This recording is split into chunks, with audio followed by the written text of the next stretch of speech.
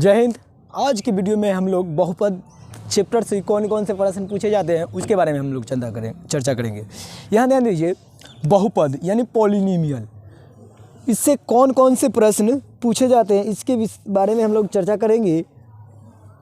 और हम लोग पढ़े थे, ये जो है 10th क्लास का दूसरा चैप्टर है पॉलिनोमियल यानी बहुपद।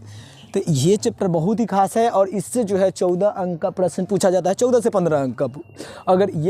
अगर सीख गए तो उधर जो पहला चैप्टर इससे पहले हम बता चुके हैं, जो वास्तविक संख्या था रियल नंबर, उससे कुल 21 नंबर का प्रश्न पूछा जाता है। और इससे 14 यानी 14 21 कितना हो गया 35, यानी 2 चैप्टर अगर पढ़ लीजिए तो आप पास हो जाएंगे। यानी 30 वाला अंक लाना रहता है मैथ में, अब 2 ही चैप्टर पढ़े तो आपका आ गया 35, यानी 30 नंबर लाना है, 35 नंबर 2 ही चैप्टर में आ गया। तो बशर्ते उसको अब समझना है किस प्रकार से किस टाइप से क्वेश्चन पूछा जाता है, उसको आज हम बतलाएंगे। बड़ी आसान तरीका में बतलाएंगे, आपको सटीक दिमाग में घुसेगा वो चीज़ जो आप बतलाएंगे। यहाँ ध्यान दीजिए, पहले इसमें तो आपको सबसे पहले पूछेगा, क्या पता है? नहीं पता होगा। सबसे पहले पूछेगा आपको बहुपद चैप्टर में कौन बहुपद है और कौन बहुपद नहीं। ये अगर पहचाने आ गया ना तो 2 नंबर क्लियर हो जाएगा भाई। एगो पूछेगा निम्नलिखित में कौन बहुपद है, ये पूछेगा, और दूसरा पूछेगा क्या पता है निम्नलिखित में कौन बहुपद नहीं है। तो अब देखिए, बहुपद का आपको एक और ट्रिक बतलाते हैं। बहुपद पहचानने के लिए हमको सबसे पहले जानना होगा चर और अचर को। किसको जानना होगा? चर को जानना होगा और अचर को। देखिए दोनों में चर लगल है, मगर ये अचर है ये चर है।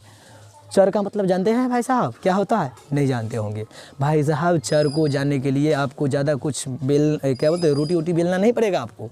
यहाँ अगर मेरा वीडियो आप देख रहे हैं तो तुरंत जानिएगा चर क्या होता है।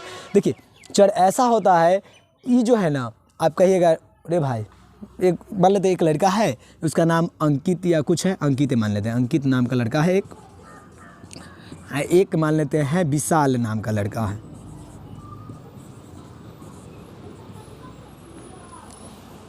ये समझिए,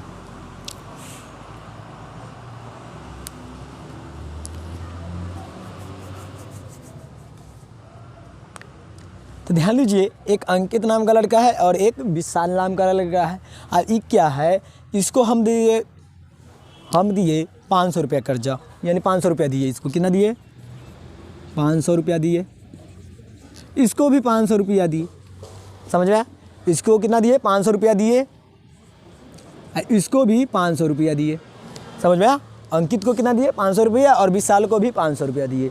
हम इसको बोले जो भैया जे हमको 10 तारीख को लौटा देना, या 14 तारीख को लौटा देना, यानी 26 तारीख को लौटा देना। 26 तारीख को सरस्वती पूजा है, उस दिन तुमको हमको लौटा देना होगा। कहा ठीक है सर दीजिए ना, हम आपको निश्चित रूप से लौटा देंगे।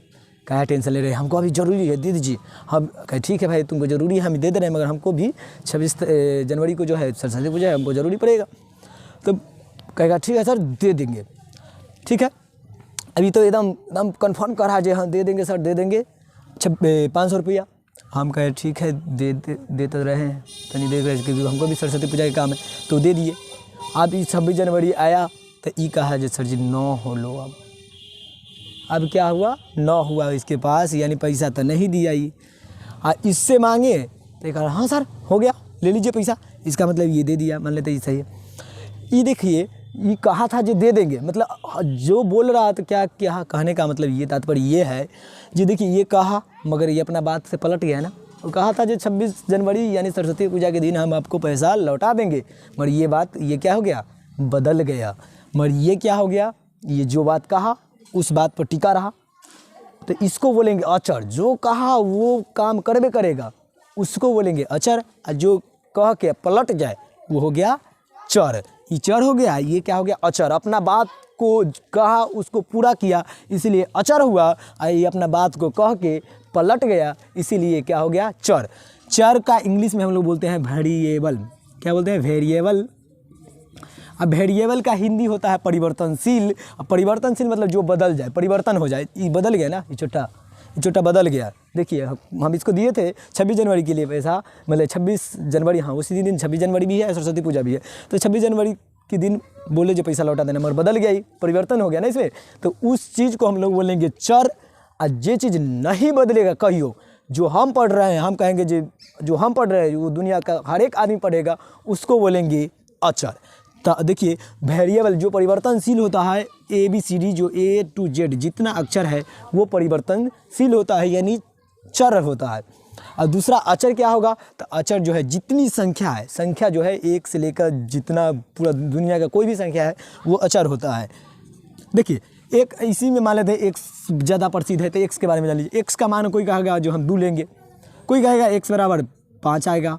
आप लोग भी देखते होंगे क्वेश्चन बनाए होंगे तो कभी x बराबर 2 आता होगा, कभी 3 आता होगा, कभी 5 आता होगा, यानी x का मान ही बदलता रहता है ना, यानी x का मान हमेशा बदलता रहता है। इसलिए ये जो है x को हम लोग चर बोलते हैं। यानी A से Z तक जो जितना अक्षर है वो क्या है 26 को सब के सब चर है। अचर में क्या हुआ A2 जितना संख्या है, 0 भी है अचर है, क्योंकि हम देखो हम इसको बोल रहे हैं 1, हम कहेंगे 1 भैया ये 1 है ना, आप कहेगा नहीं सर ये 5 है, ऐसा कहेगा कोई नहीं कहेगा।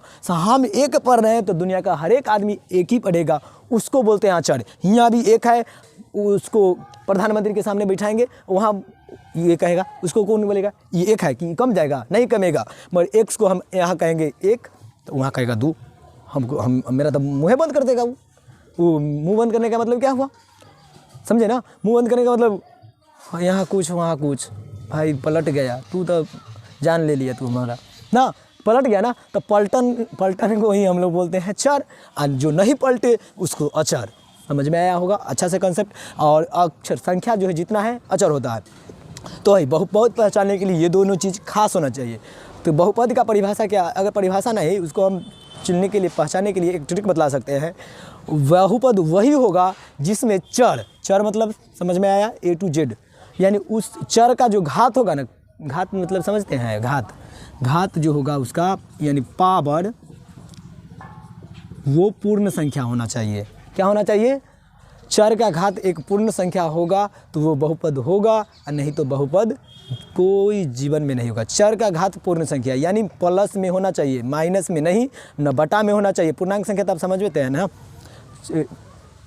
पूर्णांक नहीं पूर्ण संख्या होना चाहिए, पूर्णांक संख्या होगा तो गड़बड़ा जाएगा। पूर्ण संख्या होना चाहिए, चर का घात क्या होना चाहिए, पूर्ण संख्या होगा तो बहुपद होगा, और नहीं तो बहुपद नहीं होगा। जैसे हम लिखे यहाँ पर ही x के पावर 1/2 + 3x + 5, तो यहाँ ध्यान दीजिए इसमें इसका पावर 1 है, इसमें x का पावर हम 0 लिख सकते हैं x की पावर 0 लिख सकते हैं, इसका 1 है मगर इसका पावर देखिए तो क्या है 1/2 पूर्ण संख्या है। पूर्ण संख्या हम लोग क्या पढ़े हैं 0 1 2 3 4 5 6 7, पूर्ण संख्या माइनस में नहीं होता है भाई, इतना ध्यान दीजिए। तो पूर्ण संख्या माइनस में नहीं होगा तो इसका न बटा में होता है पूर्ण संख्या, यानी 1/2 बटा में दे दिया तो ई जो है एगो खराब निकला है, इसका मतलब ये पूरा के पूरा खराब कर दिया। आप जानते होंगे एगो अगर मतलब खराब मछली है उसको पूरा तालाब में रख दीजिएगा ना, वो पूरा तालाब को गंदा कर देता है। तो उस चीज़ को समझिए जो हम आपको समझाना चाहते हैं। यानी इसका देखिए इसका पावर आधा है तो ये बहुपद नहीं होगा। कोई दुनिया का कोई संसार में आपको कहे पूर्ण ये जो है बहुपद नहीं होगा। इसी में एक और मान लेते हैं, ई ऑप्शन ए में दिया था और बी में यही चीज़ दिएगा x के पावर -1 या x के पावर -1 देते चाहे -2 प्लस में 5x -1, तो ये बहुपद होगा कहीं नहीं। तो इसका भी देखेंगे, एक चर का देखेंगे चर, तो चर इसमें देखेंगे चर है मगर इसका पावर 1 है, एक पूर्ण संख्या है वास्तव में भी है। इसमें एक में एक आपको नहीं सूझ रहा होगा जो चर नहीं है मगर चर है, मगर उसका जो पावर है क्या है 0 है, उसका पावर क्या है 0, क्योंकि x के पावर 0 बराबर 1 ही ना होता है। तो इसमें है मगर इसका देखिए पावर जो है -2 है। -2 का मतलब समझते हैं, -2 मतलब जो है पूर्ण संख्या, वो नहीं पूर्ण संख्या है -2 नहीं है पूर्ण संख्या, इसका मतलब ये भी बहुपद नहीं हुआ। एक फार्मूला पढ़े थे आप लोग a के पावर -m, a के पावर -m बराबर क्या पढ़े थे, तो e जो होता था 1/x के पावर 2, यानी बटा में भी कोई चीज़ आ जाए आपको दे दे बटा में भी, तो वो भी जो है बहुपद नहीं होगा, समझ में आया। मगर इसी में आपको दे दे, इसी में देखो 1/x के पावर -2 दे दे तो इसको ऊपर ले जाएंगे तो x के पावर 2 हो जाएगा, मतलब ये बहुपद हो जाएगा। क्यों, क्योंकि ई कर जाएगा तो ऊपर प्लस में हो जाएगा ना, तो ये बहुपद होगा। क्योंकि अब यहाँ पर अगर लिख दे x² तो अब तो प्लस में आ गया ना, अब उसको नीचे लिख देगा माइनस में, नीचे लाएंगे तो माइनस में हो जाएगा मगर ऊपर जाएगा तो प्लस है, तो ये बहुपद होगा, समझ में आया। क्योंकि ये जो है प्लस में है, इसका पावर प्लस में सिचुएशन देखा जाता है किस, और उसके बाद और देखिए एक बार इसका जो है पावर 1/2 है ना, तो इसको हम रूट में भी लिख सकते हैं, यानी इसको लिख सकते थे √x, यानी पावर जब भी आधा रहे उसको हम रूट में भी लिख सकते हैं, नहीं तो 1/2 लिख सकते हैं। तो रूट x लिखेगा तो रूट में भी जब रहेगा रूट से x चर, सिर्फ चर रहना चाहिए रूट में, अगर अचर होगा तो उससे कोई फ़र्क नहीं पड़ता है। अचर को कुछ लिखिए, आपको कोई बटा में लिखिए, तटा में लिखिए, जे लिखना है लिखिए ना, आपको कोई मतलब नहीं है अचर से, आपको मतलब है सिर्फ चर से। चर मतलब होता है ना, आप अगर किसी घर में शादी करते हैं तो आपको किससे मतलब रहना चाहिए? सिर्फ लड़का से रहना चाहिए। लड़का ठीक है बस काम खत्म, कि ओकरा भाई या भावो भैंसुर से हमको मतलब है, उससे शादी किए हैं जो उससे मतलब रहेगा नहीं, उससे मतलब नहीं। हमको बहुपद पहचानने के लिए सिर्फ चर का ज़रूरी है, चर के बाद किसी से मतलब हमको नहीं रखना है। तो हम सिर्फ देखेंगे बहुपद पहचानेंगे तो सिर्फ चर के बारे में सोचेंगे, नहीं कि फलनामा के बारे में। ये समझ में आया? तो ये देखिए सिर्फ इसको देखना है, इसके बगल में दूर रहे 5 रहे नहीं, सिर्फ हमको चर को देखना है। चर अगर हमारा सुरक्षित रहेगा, यानी हमारा जो लड़का अगर सुरक्षित रहेगा तो ठीक है। दूसरा को क्या होता है वो हम नहीं जानते हैं। तो यहाँ देखिए ये सुरक्षित रहेगा, ये सुरक्षित ना है, ये तो रूट में है, इसका पावर x के पावर आधा है, तो ये जो है क्या है, बहुपद नहीं होगा। अब दे देगा, अब यहाँ देखिए इसमें चर सुरक्षित है, इसका पावर पूर्ण संख्या है, इसका भी पूर्ण संख्या है, इसका भी पूर्ण संख्या है, तो ये जो है बहुपद होगा। तो ऐसे में आप समझे होंगे बहुपद। पहले तो ये जो है आपको 2 नंबर का पूछेगा, यानी 2 नंबर का अभी हम आपको बतला दिए। अब देखिए सब्जेक्टिव में 2 नंबर का प्रश्न पूछा जाएगा। क्या पूछा जाएगा? मिटा देते हैं, पहले मिटाने वाला कहाँ गया? मिटाने वाला नहीं मिला, मिटाने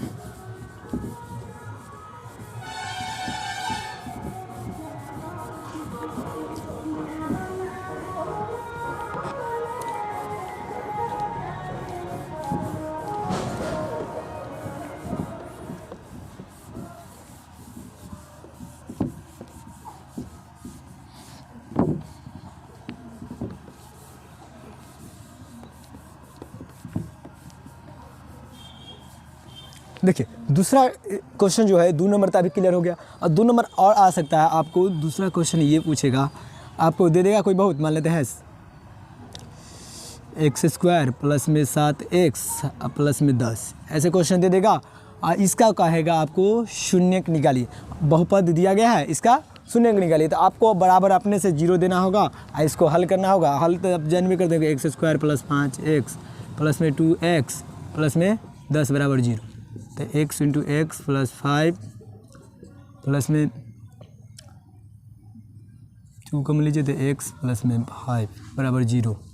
तो x प्लस 5 और x प्लस 2 बराबर 0। तो x प्लस 5 बराबर 0 एक बगल है, x प्लस 2 बराबर 0। तो x बराबर आ गया -5 और x बराबर आ जाएगा इधर -2। तो दोनों का शून्य निकल गया। तो इस तरह का 1-2 नंबर का क्वेश्चन पूछेगा आपसे, जो निम्नलिखित जो बहुपद जो है x² प्लस 7x प्लस 10 का शून्य निकल गया। हम ये नहीं कहते हैं जो यही क्वेश्चन पूछेगा आपसे, पूछ भी सकता है यही क्वेश्चन, नहीं तो दूसरा टाइप यही बनेगा। शून्य निकालने के लिए कहे बराबर में 0 करके अपने खुद से 0, अगर बहुपद देगा तब, नहीं तो द्विघात समीकरण देगा उसका शून्य निकालने के लिए गए तो उसमें खुद अपने से 0 देगा। द्विघात समीकरण कहा है, इसका मतलब बराबर के बाद 0 देगा वो, तब कहेगा शून्य निकालने, तब कहेगा मूल्य निकालने के लिए। जब समीकरण द्विघात समीकरण देगा तो कहेगा मूल्य ज्ञात कीजिए, और जब द्विघात बहुपद देगा तो शून्य निकालिए। तो शून्य निकालिएगा आप तो बराबर में 0 देकर ही निकालना होगा, क्योंकि हम बराबर में 0 क्वेश्चन में नहीं कहेगा आप बराबर देकर 0 दीजिए, पर आपको देना होगा खुद। तो ये 2 नंबर का क्वेश्चन पूछ देगा। तो 2 नंबर उससे ऑब्जेक्टिव में बतलाए थे, तो 2-2 4 हो गया। इसमें और एक क्वेश्चन पूछता है द्विघात समीकरण, इतना हो गया। द्विघात समीकरण इतना दिया, तो इसमें कहेगा शून्यंकों का योग। शून्यंकों का योग मतलब समझते हैं, शून्यंकों का योग मतलब अल्फा प्लस बीटा। तो ये शून्यंकों का योग कहेगा निकालने के लिए। तो इसमें सबसे पहले देख लीजिएगा ए क्या है। देखिए ए, तो ए जो है x² के बगल में क्या है 1 है। b बराबर क्या होगा, तो x के बगल में क्या होगा वो लिख लीजिए तो 7। उसका c बराबर क्या होगा तो 10। तो अल्फा प्लस बीटा बराबर क्या होता है फार्मूला -b/a।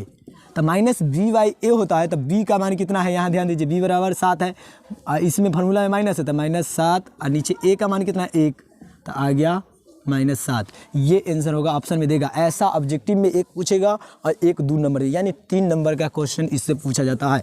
एक तो 2 नंबर उससे बचा दिए थे, 3 नंबर 3 5 और दूसरा अंक का ऐसे अभी क्लियर हो गया। यानी आपको क्या पूछेगा, या तो पूछ दे बहुपद x square plus 7x plus 10 के शून्यंकों का योग ज्ञात कीजिए। 2 नंबर में पूछेगा आपसे, 2 नंबर एक ऑब्जेक्टिव में रहेगा, 1 या 2 ऐसे करके ऑब्जेक्टिव में पूछा जाता है इससे। तो ये ऐसे 2 3 5 हो गया और 2 उधर 7 अंक अभी तक बता चुके। इसके ये तो अभी शून्यंकों का योग निकला है ना। अब उसके बाद आपको अगर देखा द्विघात समीकरण यानी बहुपद दिया, इसके बाद 0 लगा दिया तो कहेगा द्विघात समीकरण, द्विघात क्योंकि द्विघात बहुपद है, इसमें 0 लगा दिए तो क्या हो गया, द्विघात समीकरण बन गया। तो द्विघात समीकरण के मूलों का योग कहेगा। तो मूल से घबराना नहीं है, मूल उसी को शून्यंकों का योग को ही हम लोग मूल कह दिए, क्योंकि वो बराबर में 0 दे दिया है। वो तनका मेहनत कर दिया ना तो नाम भी बदल दिया है। तनका मेहनत क्या कर दिया, वो बराबर में 0 दे दिया। ऐसा होता है ना, आप लोग बैठते होंगे खाना खाने के लिए तो मान लेते भाभी है तो खाना काट के दे दिया, नहीं तो कभी कभी आपको भी करना पड़ता, तो काट कर देंगे यानी यहाँ बराबर में 0 देंगे तो कहेगा मूल्यों का योग ज्ञात कीजिए।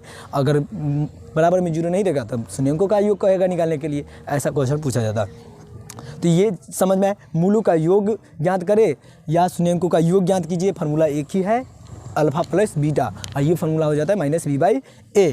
तो ये क्वेश्चन पूछ सकता है 2 नंबर में। और 2 नंबर में क्या क्वेश्चन पूछ सकता है, आप कहेगा मूलों का गुणनफल निकालिए। तो मूल वही बराबर में 0 देगा तो मूलों का गुणनफल मतलब अल्फा इंटू बीटा, क्या कहेगा, अल्फा इंटू बीटा। ये क्या होता है, c/a। इसी में देखिए c कितना है, 10 है, अब बटा में a का मान 1 तो इसका आ गया 10। यही ऑप्शन में, ये ऑब्जेक्टिव में भी 1 नंबर पूछ सकता है, 2 नंबर या में भी, यानी 2 नंबर ये, इससे भी 3 नंबर क्वेश्चन बनता है। तो ये कितना आ गया, 5 उधर 7 थे और 3 इधर से, तो 10 नंबर। यानी मूलों का योगफल या आपको मूलों का गुणनफल पूछ दे यानी अल्फा इंटू बीटा द्विघात बहुपद में, तब जो है ये फार्मूला लगेगा c/a। और देखिए द्विघात बहुपद देगा तो शून्यंकों का गुणनफल पूछेगा। क्या पूछेगा, शून्यंकों का गुणनफल ये देगा। शून्यंकों का गुणनफल ज्ञात करने के लिए अल्फा इंटू बीटा c/a होता है, 10 बटा हो जाएगा। उससे अगर ABC बुझने आता होगा, बुझने क्या आप समझ लीजिए, एक्स स्क्वायर के बगल में a रहता है, x के बगल में b और c जो है लास्ट में जो बचता है वो c होता है। तो ये होता है। अब और समझिए, इसमें अल्फा इंटू बीटा बराबर फार्मूला होता है c/a। आपको इस तरह से क्वेश्चन पूछा जाएगा, कहेगा शून्यंकों का योगफल निकालिए, शून्यंकों का गुणनफल निकालिए, या मूलों का योगफल निकालिए या मूलों का गुणनफल। तो मूलों का योगफल ये होगा, मूलों का गुणनफल ये होगा, शून्यंकों का योगफल यही अल्फा प्लस बीटा, और शून्यंकों का गुणनफल c/a यही होता है, अल्फा इंटू बीटा। ये समझ में आया। एक और क्वेश्चन पूछा जाएगा आपसे, वो पूछेगा, कहेगा द्विघात बहुपद के शून्यंकों का योगफल, शून्यंकों का योगफल 2 है और शून्यंकों का गुणनफल अल्फा इंटू बीटा 5 दे दे, तो कहेगा द्विघात बहुपद ज्ञात कीजिए। क्या कहेगा, द्विघात बहुपद ज्ञात कीजिए। तो आपको याद होना चाहिए द्विघात बहुपद वाला फार्मूला। तो द्विघात बहुपद बराबर फार्मूला जो होता है, द्विघात बहुपद का फार्मूला होता है x square minus alpha plus beta x plus में अल्फ़ा इंटू बीटा, ये फार्मूला होता है। अब ध्यान दीजिए, ये अगर फार्मूला याद है तो आपको 3 नंबर इससे भी मिलेगा। कैसे 3 नंबर मिलेगा, ऑब्जेक्टिव में तो 1 नंबर निश्चित रूप से पूछेगा ही, द्विघात बहुपद ज्ञात कीजिए। या तो आपको शून्यक देगा यानी अल्फ़ा बराबर भी दे सकता है 1 और बीटा बराबर भी 2 से देता है, और नहीं तो शून्यकों का योग देगा, मतलब जोड़ कर आधा काम करके देगा, और नहीं तो अल्फ़ा दे देगा बीटा देगा। तो मान लेते हैं अभी शून्यकों का योग दिया है यानी अल्फ़ा प्लस बीटा बराबर 2 दिया है। तो यहाँ ध्यान दीजिए फार्मूला क्या होता है, द्विघात बहुपद x square minus alpha plus beta, यानी दोनों का जोड़ कर दिया है कितना 2, इंटू में एक्स है प्लस अल्फ़ा इंटू बीटा कितना दिया है 5, तो 5 लिख दीजिए। अब देखिए एक्स स्क्वायर -2 के गुना करें तो -2 के एक्स, तो -2x प्लस में 5, यही आ गया द्विघात बहुपद आंसर। तो ये हो गया।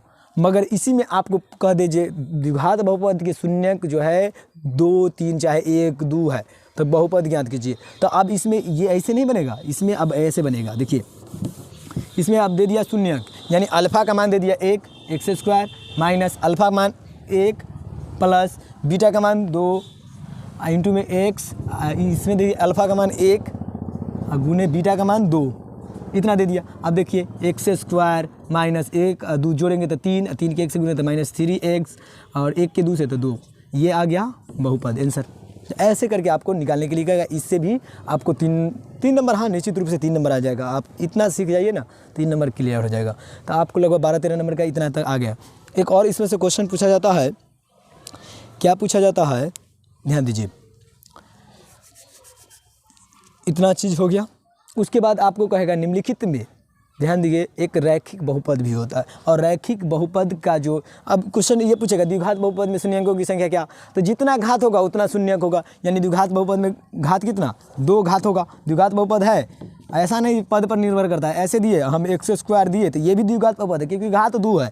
ऐसा नहीं जो x² - 4 लिखेंगे तो ये द्विघात बहुपद नहीं है। घात देखना है, चर का घात कितना है, 2, तो द्विघात बहुपद है। और द्विघात बहुपद का व्यापक रूप भी पूछता है, तो द्विघात बहुपद का जो व्यापक रूप होता है ax² + bx प्लस में c, यही होता है ax²। ये व्यापक रूप है। द्विघात बहुपद क्या है, ax² + bx + c। यहाँ प्लस माइनस हो सकता है, ऐसा कोई बात नहीं, बशर्ते जहाँ जो है a = 0 नहीं होना चाहिए। जहाँ a = 0 नहीं होना चाहिए, ये जो है द्विघात बहुपद का व्यापक रूप है। क्या है, द्विघात बहुपद का ax² + bx + c = 0, जहाँ a बराबर नहीं होना चाहिए 0।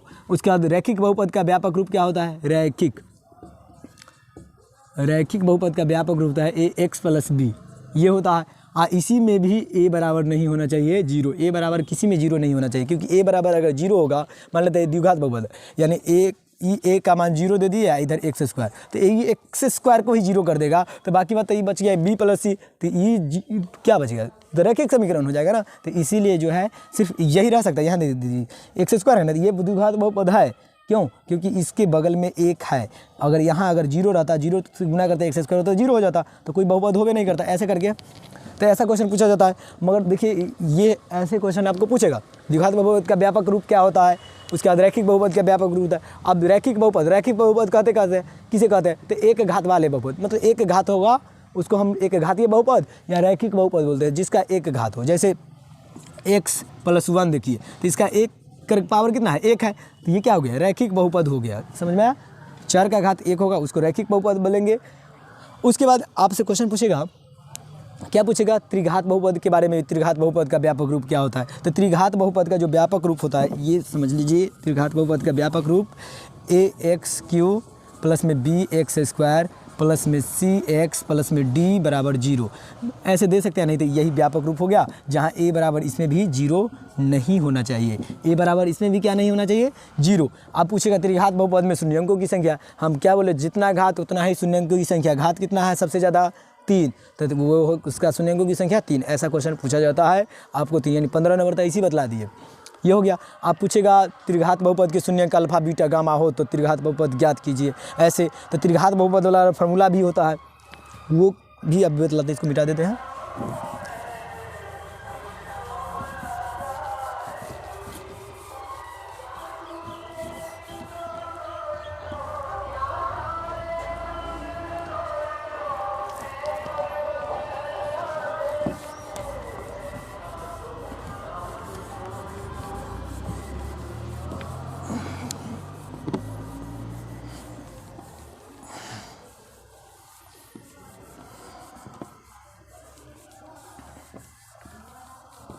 हाँ, त्रिघात बहुपद वाला फार्मूला जो होता है, अगर बहुपद मान लेते हैं, अल्फा बराबर दे दिया 1, बीटा बराबर 2 और गामा बराबर जो है 3, मान लेते हैं 1 2 3 ऐसे दिया, हम अपना मान के बतला रहे हैं। तो त्रिघात बहुपद जो निकलेगा, त्रिघात बहुपद बराबर जो फार्मूला होता है x³ minus alpha plus beta plus gamma into x², formula नहीं इधर से लिख देते हैं, x³ minus alpha plus beta plus gamma x²। उसके बाद alpha beta plus beta gamma, alpha beta beta gamma और प्लस में गामा अल्फ़ा होता है, x minus alpha into beta into gamma, ये होता है। ये देगा, यानी शून्यक दे दिया। आप कहेगा ऐसे भी पूछ सकता है, त्रिघात बहुपद निकालिए तो त्रिघात बहुपद फार्मूला याद हो गया, x³ माइनस अल्फ़ा का मान 1, बीटा का मान 2, गामा का मान 3, x² इंटू में x² plus alpha beta, alpha का मान कितना है 1, बीटा का मान कितना 2 प्लस बीटा कितना है 2, गामा कितना है तो 3 प्लस गामा कितना है 3, अल्फ़ा कितना है तो 1, इस सब को गुना करके जोड़ लीजिएगा, उतना x हो जाएगा माइनस अल्फ़ा कितना 1, बीटा कितना 2, 3 इतना आ गया। इसको हल कीजिएगा तो x³ minus 3 2 5 1 6 x square plus 2 के 1 से तो 2 3 2 6 तो 6 2 8 8 3 11 x अब माइनस में 3 दूना 6। ये जो है त्रिघात बहुपद निकला। उसके बाद कहेगा शून्यंकों का दो करके शून्यंकों का योग जो देगा, उसके बाद शून्यंकों का गुणनफल देगा, तो वो सब कहेगा ज्ञात करने के लिए। तो इसी फार्मूला पर बैठेगा, तो इससे निकला। और उसके बाद कहेगा त्रिघात बहुपद शून्यंकों की संख्या, तो त्रिघात बहुपद है तो शून्यंकों की संख्या 3 हो जाएगा। इससे क्लियर हुआ। उसके बाद और क्वेश्चन पूछता है क्या, त्रिघात बहुपद का व्यापक रूप। त्रिघात बहुपद का व्यापक रूप लिखाए होंगे ax³ + b² + cx + d बराबर 0, या 0 नहीं देंगे, जहाँ a बराबर 0 नहीं होना चाहिए, नहीं तो वो त्रिघात बहुपद नहीं रहेगा। यानी 16-17 नंबर इतना पूछ जाता है। अगर ये पूरा कंसेप्ट क्लियर है, देखिए हम रट्टा मारना नहीं सिखाते हैं, हम रट्टा मारना नहीं सिखाएंगे, हम सिर्फ कॉन्सेप्ट सेंगे। बच्चा अगर कॉन्सेप्ट समझेगा तो वो मतलब हमेशा बना कर ही आएगा 17 से 18 नंबर। यानी आपको 2 चैप्टर पढ़ लिए, उससे आपको 35 नंबर क्लियर हो जाएगा। तो रट्टा मारता है वही, देखिए ज्ञान वही होता है जो मुंह पर रहता है। मुंह के बाद किताब में तो सब चीज़ लिखा गया है ना, पर किताब में लिखने से क्या फ़ायदा। आपको जो ज्ञान वही है जो आपके मुंह पर है, यानी चेहरे पर है, सरफेस पर है, वही ज्ञान होता है। बाकी बात सब मुँह में आया है। आज के लिए इतना ही। जय हिंद, जय भारत।